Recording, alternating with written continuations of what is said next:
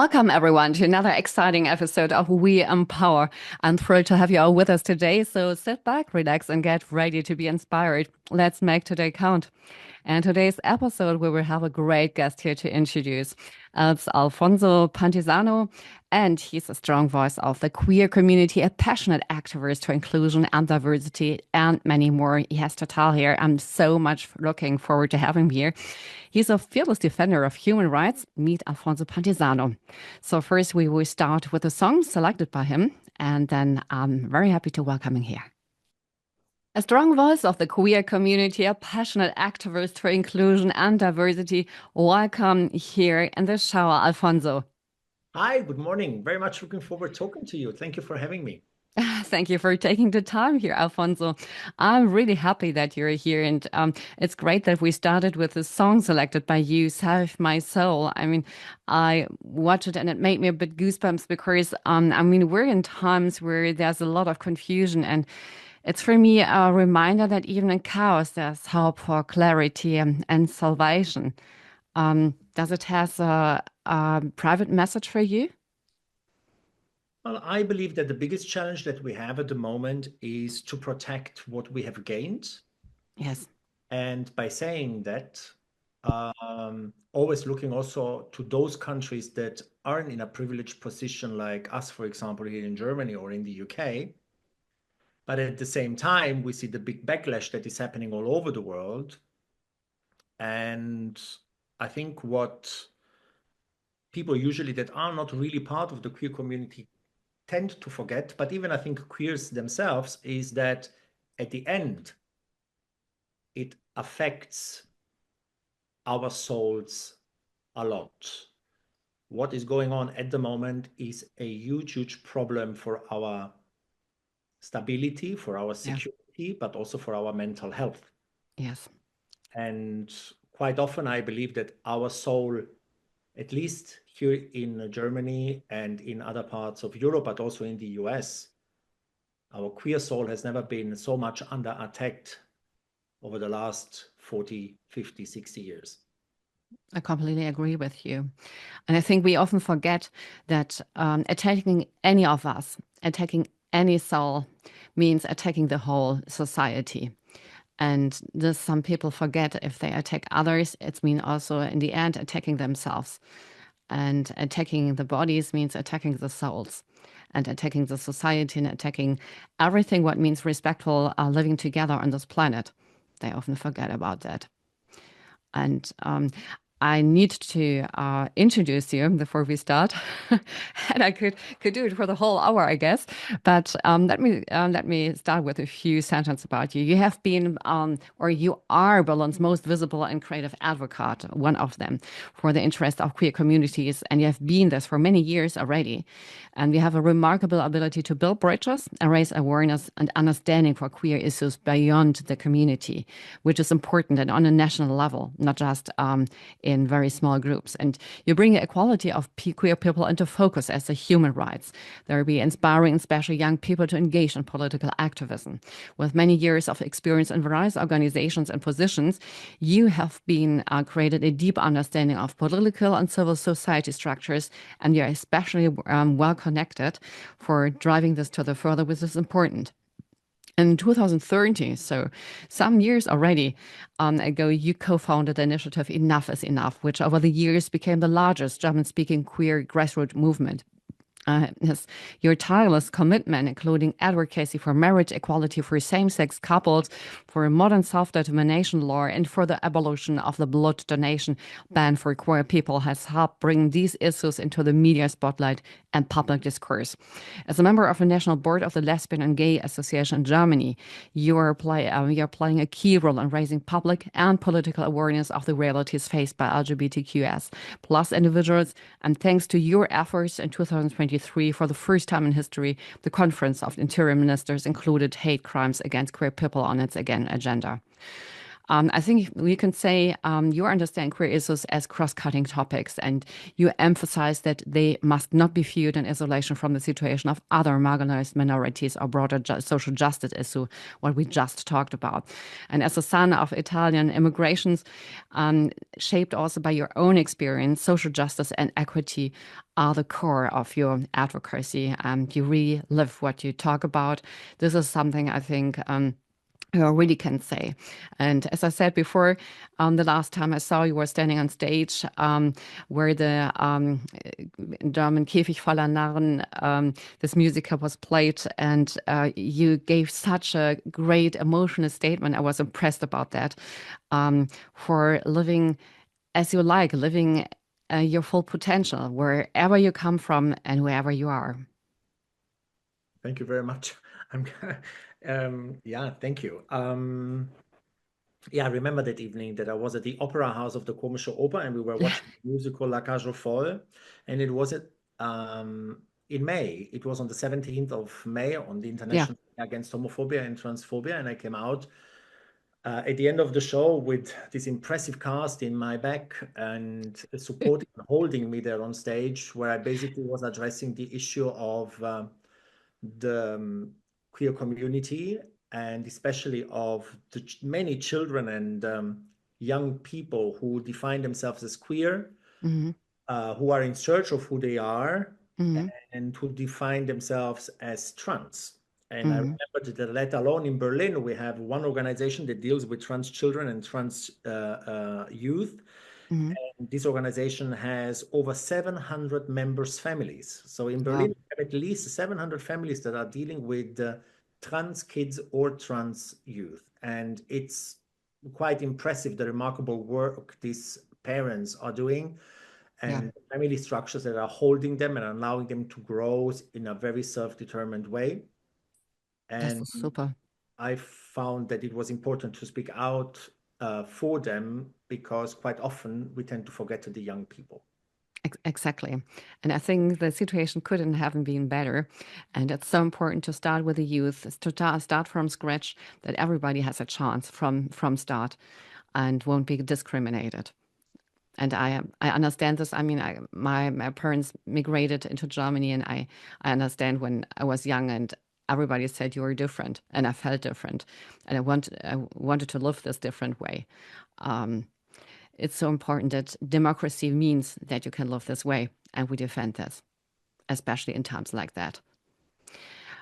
If we go into your personal journey, can you take us back to a defining moment in your life when you realized that you had to become an advocate for the queer community, for freedom for everybody, for unfolding the potential for everybody? I think that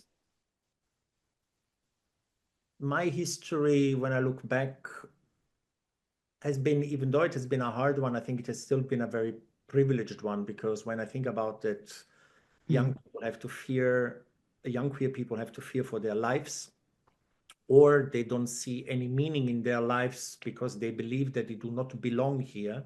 mm, And they self-harm themselves, or even try to commit suicide, and some even yeah, take their own lives, just because they don't see any sense in this chaos that we are growing up, where we keep hearing all the time that we are not right the way we are. Then I think I had a very privileged life. No matter, my parents kicked me out of the house when they found out that I was gay, oh, and that made me become homeless, and my whole journey started from there somehow.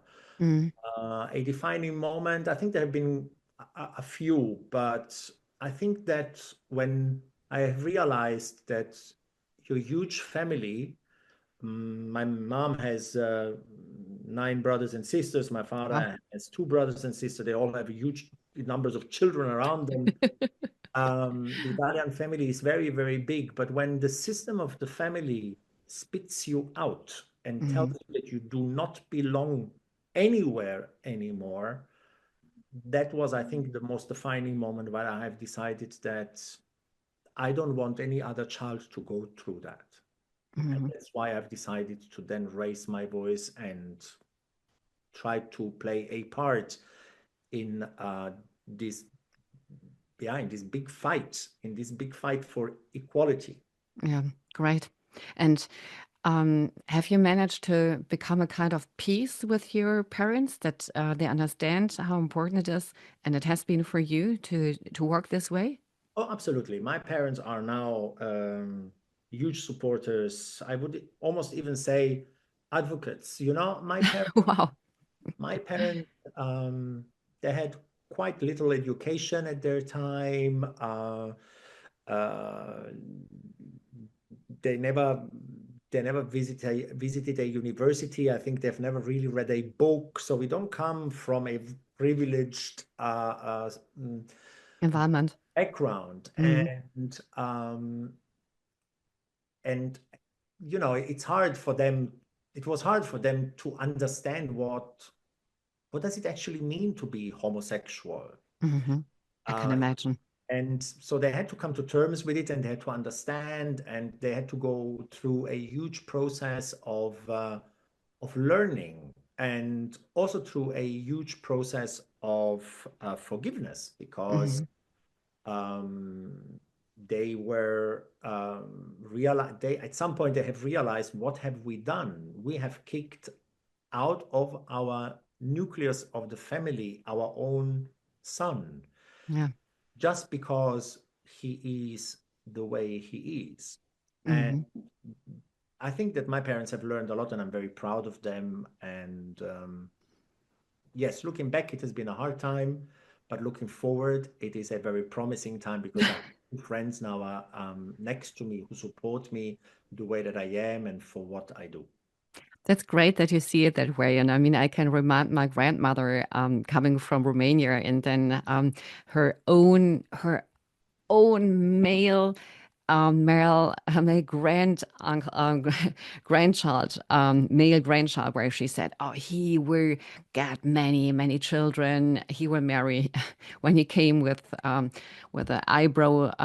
eyebrow marker and lipstick, she said, "I think you are sick." And I think you have to understand this. If somebody has a quite fixed mindset, then something like this is maybe hard for this person, that somebody is not fitting in this mindset and this system anymore. But helping these people, widening the mindset, understanding that everybody has a place, everybody should live the life to the fullest, no? And should have the chance, and there's nothing sick about that. It's just another way of life. This is sometimes hard for the people to understand. I wouldn't like to bring um, our liberty of self-determination and our liberty of being who we are in comparison to illnesses, because we are not ill. And Exactly. Exactly. That's a hard word. um, what is ill, if you want to put it that way, is the system that doesn't accept that everyone is equal. Exactly. Completely with you. That is the illness that we have to cure in our society. The illness where we believe that some people have the right to define themselves above others. Yes. Um, I have a feeling that society, looking back, hasn't really learned from the mistakes that we have made in the past. Humanity has made many mistakes. Yeah. And as much as we know that reaching out to the top Mm. is something that a lot of people like to aim for, we forget quite often that that doesn't give you the right then to step down to those that you believe are beneath you. Yeah. This whole concept of being above or being beneath is a wrong concept. We should all be on eye level, and we should all be equal, Yeah. no matter where we come from, no matter what we believe in. At the end, we are all humans, and we should all have the same respect that, in fact, also our German constitution and other constitutions in other democratic nations grant us, and quite often fail to then really deliver to us. Yes, and I mean, we all know that diversity is the key to success, to innovation. Democracy or unfolding your potential is the key to being innovative, to be future forward thinking. If we stick in traditional narrow systems, this will make us sick, and this will drop us down. And this will be this is the chances if we think beyond borders, beyond the borders we have in our heads, which are sometimes the borders people I think sometimes need if if they're feeling insecure about things. So they just as other people, just to support or help themselves. No? So we continue, Alfonso. We started beforehand with talking about how important diversity is, especially for times like this. And I mean, taking into account where we are currently facing Trump with his idea that things we earned hard about understanding how important diversity is. This is for me a huge step back, unbelievable huge step back into traditional beliefs, into really yeah not democratic systems. Yeah, the situation is quite hard. I mean, again, when we talk about the world, we shouldn't really only focus on what's going on at the moment in the USA. That's right. We're still looking at it from a very privileged position, because I want to remind that there are over 70 countries in the world where being homosexual, being trans, being queer is against the law, is criminalized. In some countries, being the way that I am will let you face death penalty. That's So unbelievable. And it's situation, unbelievable also, from my point of view, Alfonso, that the democratic or the countries which are naming themselves democratic, that they are not doing more against that. in a way, I mean, I don't want to sound now very, very polemic, but in a way, Europeans brought those drastic laws to those countries that are still criminalizing homosexuality. Hmm. If the Brits look back, for example, if we just want to take the Brits, when they went into colony to Africa, they have brought all these drastic laws to Africa. Yes, But when they exactly. left, they didn't take those crazy laws with them, they just left them there. And so we still have to deal with the damage that us Europeans, who have somehow the belief that we have created the concept of democracy, Hmm. that's the damage that we have caused to the world, and we are still facing the consequences today. Yes. So I think that we shouldn't put ourselves in a better position when we look at, for example, African countries or other countries that criminalize homosexuality.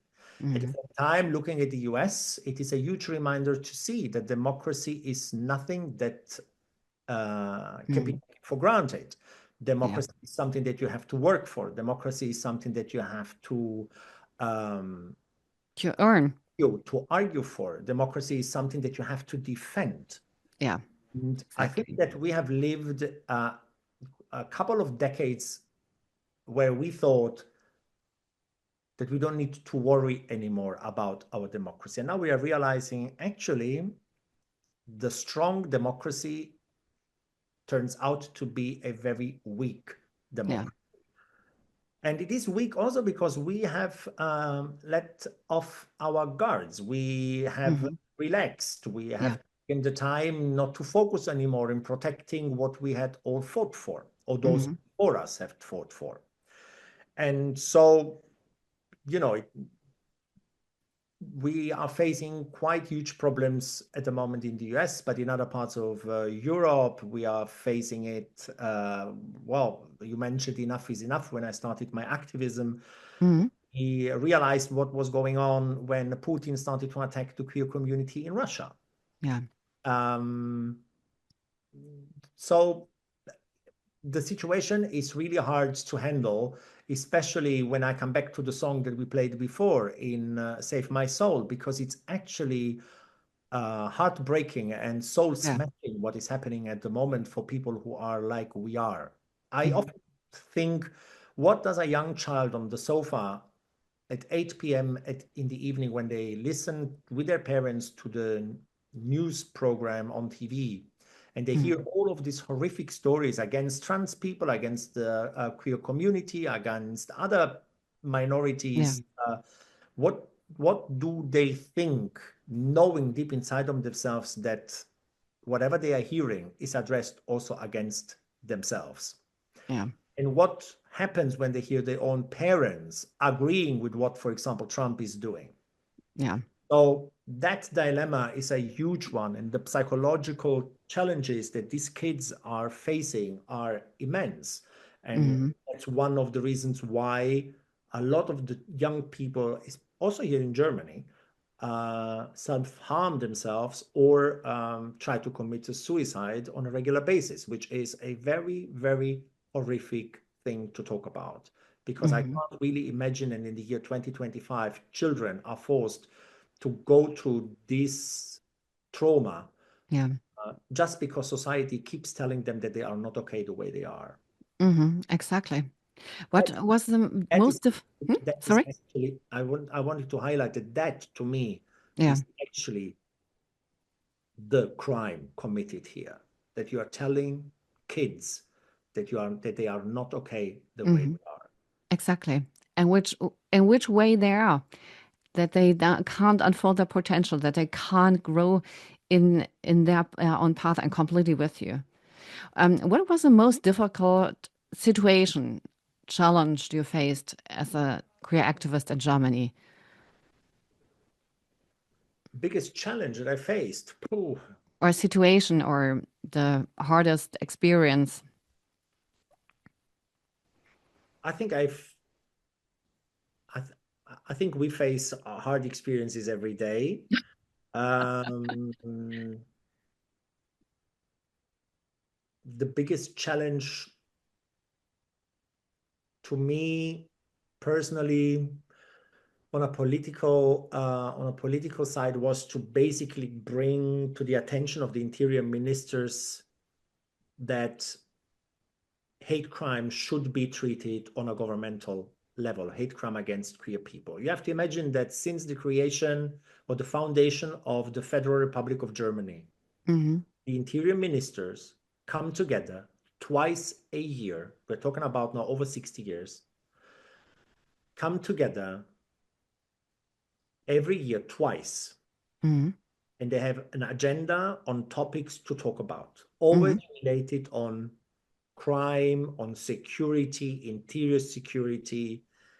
And whilst the numbers of hate crime against queer people are rising year by year, we're being attacked every year more than the year before, every single year. It never came up to their minds to actually consider that they should actually sit down and talk about what the hell is going on with the hate crime against the queer community. And I remember that I had spoken to the interior minister of Berlin at a garden party. Yeah. And I allowed myself to get close to him and I said, hey, just, I wanted to talk to you and ask you, have you ever thought of bringing the topic to on the agenda? And he started to explain to me why he thought that it wouldn't be accepted as a topic, that he thought that it would become difficult to get everyone to agree on it, and therefore it wouldn't be worth even trying it.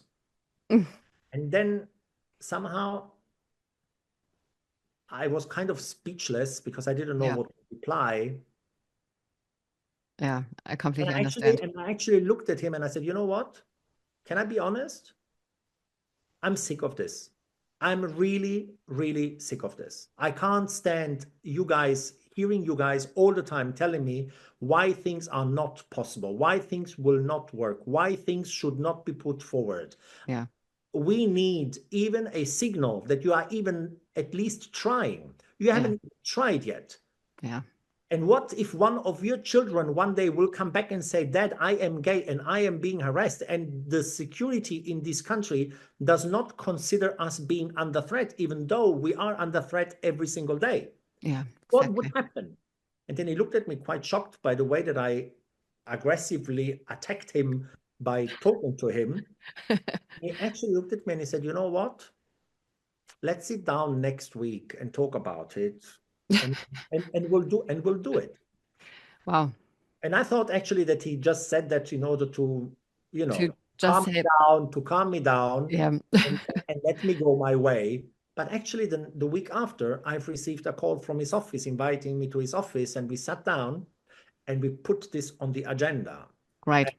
And at the end, we had a whole conference of the interior ministers of Germany dealing with the issue of hate crime against the queer community for the very first time. Wow. That's And, great. and that was important because since then things are, I wouldn't say changing, but things are becoming more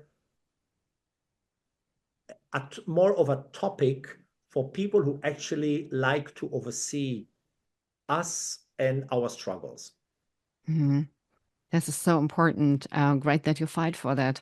I mean, you are so powerful when you speak, and you have so many obstacles which you have to face. How do you stay resilient and hopeful when facing setbacks or just resistance in your advocacy work?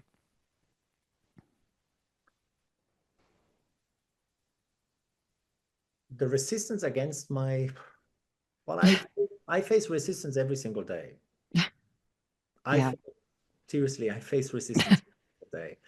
The whole community faces resistance every single day.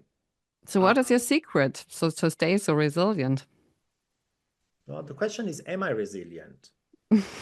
When I Yeah. step out of the house, I put on some sort of warrior mode, Yeah. but I come back to the song. Mm.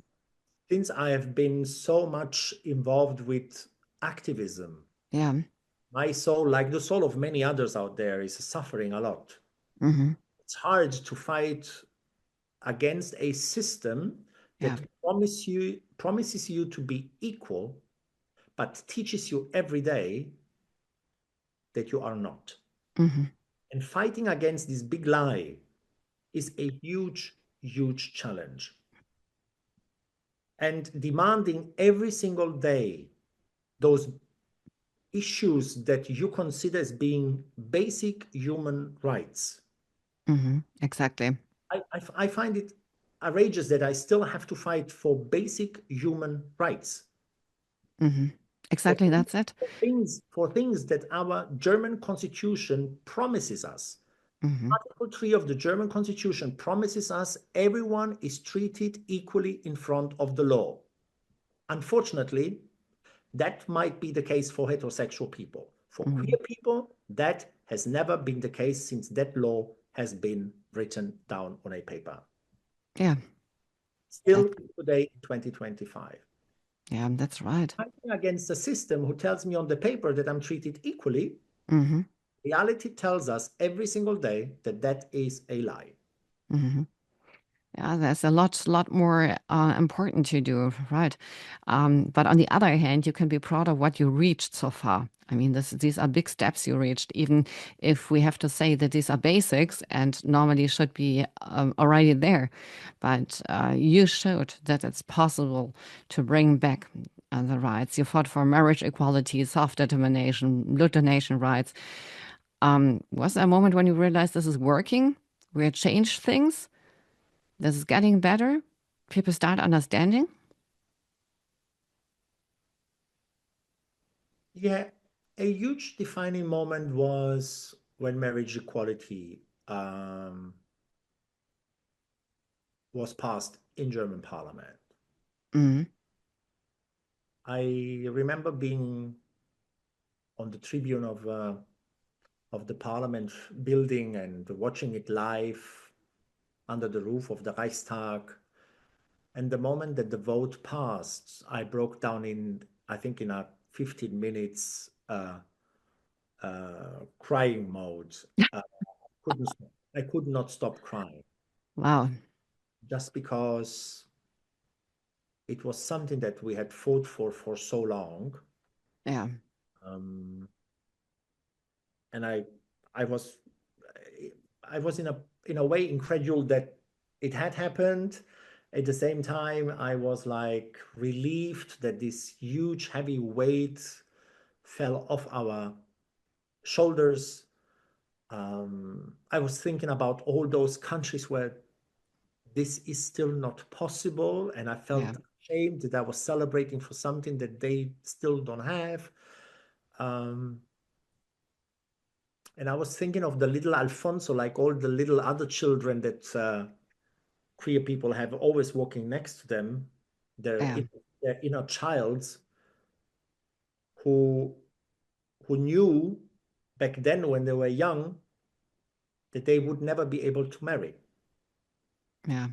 And now they realized, now we can. Mhm.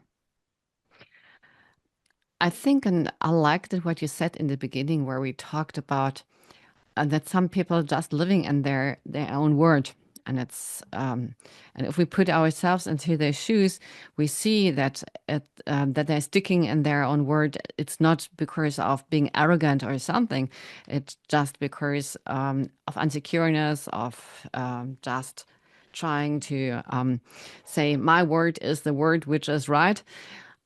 So you're also somebody who is a bridge builder. You're kind of translator to the people, to other people who have no idea about this, who need an understanding about what it means and why is this so important.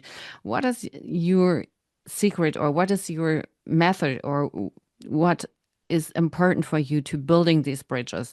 How do you do it to make other people understand why it is so important to support diversity in any way?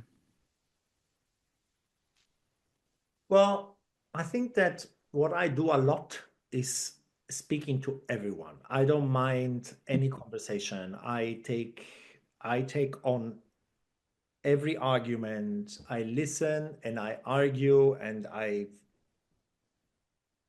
try to convince Yeah. and, and to teach sometimes that life is changing. And I try to make people understand our realities. And I try to do it in in basic words. I try Hmm. not to be too academic about it. I'm not an academic myself, but I try not to be academic about it Hmm. because I want everyone to understand what we go through. Hmm. Um, I think that everyone gets, for example, the point that I say when straight people walk outside on the streets and hold each other's hands, Yeah. they usually, when that moment of touching the hand of the other happens, they usually feel happiness, warmth, call Yeah. it love, passion, whatever it is. Always positive thoughts. Hmm. When queer people hold each other's hands outside on the streets, the first thing that they always, always, always think is fear. Hmm. That's something that I keep telling everyone. The other thing is, we get quite often told, why do queer people always have to talk about their sexuality? Yeah. We actually never do. I don't remember walking around introducing myself to people and saying, excuse me if I put it honestly like I say it. I walk around and say, hi, I'm Alfonso, I'm 50 years old and I like anal sex. I never introduce myself like that. Yeah. I possibly say, hi, I am Alfonso. Sometimes I say I'm a gay man if the situation requires me to say that. Hmm. Quite often I do what straight people do. I say I go and pick up my boyfriend from work. I am Hmm. weekend with my boyfriend to the lake. I remember once having a phone call with a former president of the German parliament Hmm. who told me on the phone, Alfonso, but I don't understand why you gay guys always have to talk about your sexuality all the time. And I said, actually, that's a mistake. It's a misunderstanding, because I think that if you put it this way, you as a heterosexual man talk about your sexuality quite more often than I do it about my sexuality. How dare you saying that? Well, son, I can tell you, because every time you tell me about you going picking up your wife from work, you're telling me you're straight. Every time you tell me you're going to pick up your kid from school, you're telling me you're straight. And before we had marriage equality, every time you used to show that on your hand that you had a ring on your finger, you were telling me that you were straight without even talking. But the problem here is this. That's what I told him. I said, when you tell me that on last weekend you were with your wife at the lake, I hear that you were with your wife last weekend at the lake. When I tell you I was last weekend with my boyfriend at the lake, you hear anal sex. But that's not my problem. That's your problem. You have to deal with that. You have to deal with that. And I think that that kind of language, as much as it is confronting and as much as it is harsh and as much as it might be not the most elegant way of expressing things, makes people understand where the problem lies. Because again, I don't remember ever in 50 years introducing myself, hi, I'm Alfonso, I'm 50 years old and I like anal sex. I've never done that. I've never done that. But that's often what people hear when I say I'm going with my boyfriend to the cinema. Yeah. Thank you very, very much, Alfonso. I think you brought us, all listeners here, some sensitivity. And I think that if we just have in our mind what holding hands means, and should be a symbol also for understanding how important diversity is, holding hands with warmth, with respect, with love, and not with fear. Thank you so much for being here. Thank you And for I, having me. And if I have 1 second to add something, I would like to at least address all the queer people out there who might be listening at the moment. And I know yes, that the situation at the moment is very hard for all of us, but I wanted to remind all of us queers that we are amazing the way we are beautiful the way we are, and we are right the way we are. We should never forget that. exactly. Thank you so much, Alfonso. I wish we have a bit more time, and we should definitely talk further because I really adore what you do, and it's so important work you do. Thank you so much. Thank you for having me.